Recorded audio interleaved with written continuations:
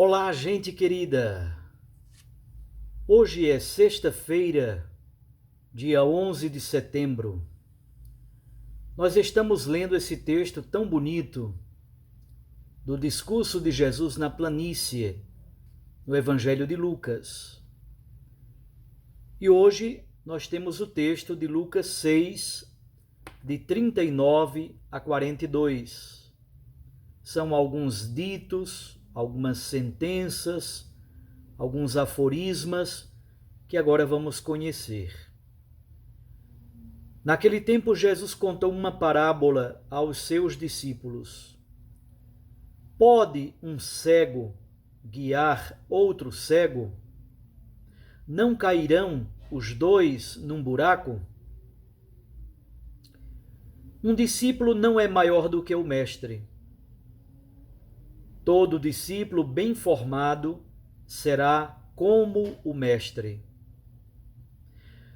Porque vês tu o cisco no olho do teu irmão e não percebes a trave que há no teu próprio olho?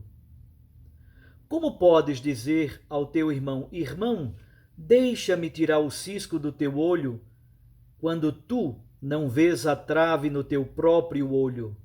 Hipócrita, tira primeiro a trave do teu olho, e então poderás enxergar bem para tirar o cisco do olho do teu irmão.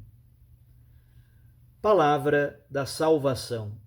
Glória a vós, Senhor.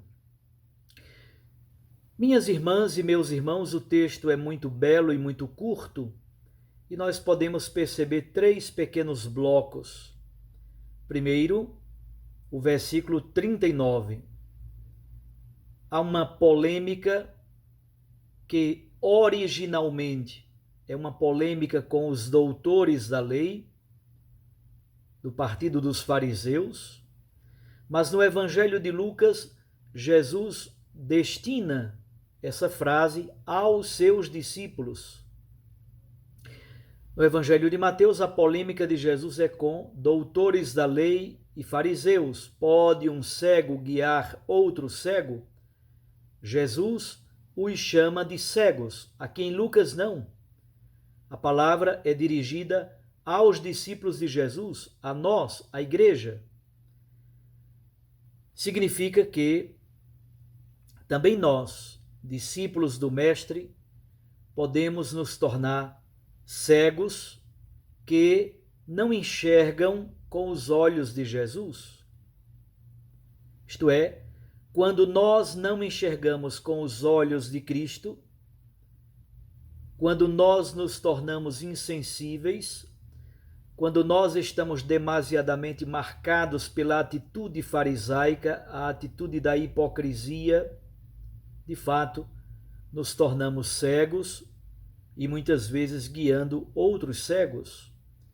Isso serve também para nós, os dirigentes, para os bispos, os sacerdotes, os diáconos, para alguns leigos que são considerados muito iluminados, alguns leigos que são muito mais clericais do que os clérigos. Há muitos leigos ou alguns leigos que estudam um pouco de teologia, têm uma formação bem elaborada, mas se tornam profundamente endurecidos e clericais. Então não há escapatória. Bispos, padres, diáconos e alguns determinados leigos podem se tornar mais cegos do que aqueles que de fato são cegos. Quando nós não enxergamos com os olhos de Cristo, nos tornamos cegos e podemos guiar as pessoas na cegueira.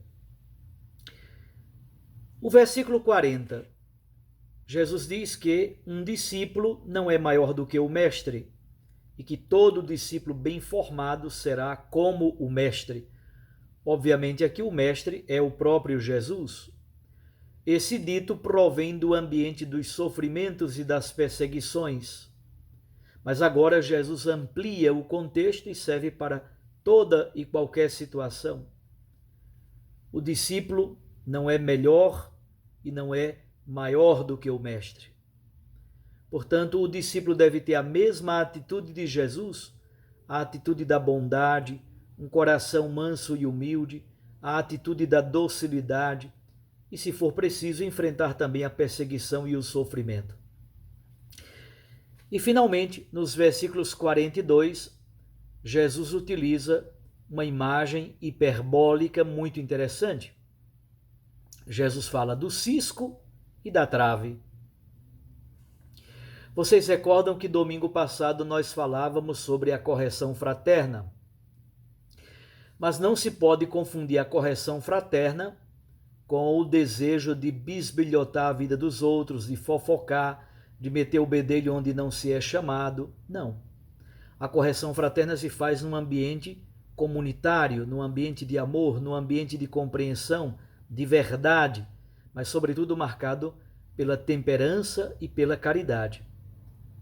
A hipocrisia consiste exatamente em eu ter uma trave no meu olho, o meu comportamento não é absolutamente edificante e, no entanto, eu me sinto no direito de querer corrigir os outros, meter a colher na vida dos outros. Quem corrige os outros, que se corrija primeiro. É essa a lógica de Jesus. São Paulo dizia: eu posso me tornar modelo para vocês. Olhem para mim, porque eu me tornei modelo para vocês. É muita ousadia dizer o que São Paulo dizia, mas ele dizia isso porque o seu testemunho era profundamente verdadeiro e associado a Jesus, servo sofredor. É muito importante a gente viver numa atitude de humildade, superando todo o comportamento desabonador, toda a hipocrisia, colocando-nos como irmãos. E se tivermos que fazer a correção fraterna, seja fundamentada na caridade, na verdade temperada de amor, a verdade temperada de caridade. Temos muito a refletir sobre esse trecho do Evangelho de hoje, para fazer uma reflexão profunda e uma avaliação profunda da nossa própria maneira de existir. Anote no seu caderno de oração, certamente você tem um caderno para anotar as suas reflexões. É bom ter uma espécie de diário espiritual. Você faz a leitura orante da palavra de Deus a cada dia e você vai anotando as suas principais reflexões, as principais descobertas na palavra de Deus.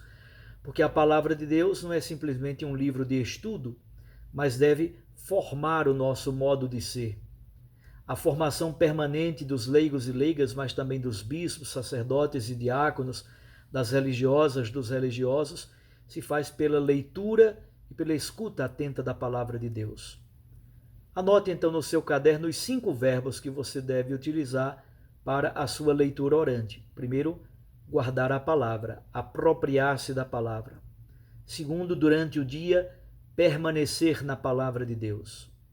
Terceiro, durante a jornada, fazer os discernimentos das situações da vida à luz dos valores da palavra de Deus do dia de hoje. Não se preocupe com outros textos. Utilize o texto do dia de hoje para formar-se como discípulo do Mestre. Quarto, cumprir e viver a palavra de Deus.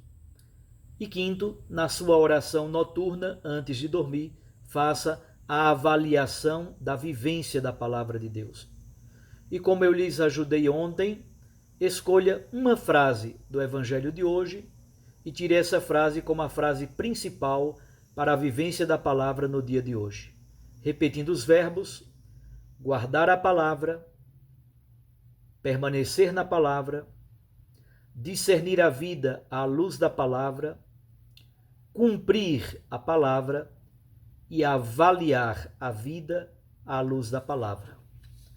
Um abraço a você, Deus os abençoe, os guarde e os proteja, que a palavra nos forme como ministros e ao mesmo tempo como servidores do reino de Deus. Em nome do Pai, e do Filho e do Espírito Santo. Recorde que a palavra aquece o coração e a Eucaristia nos lança para a missão. Fique com Deus e com sua mãe, Maria Santíssima.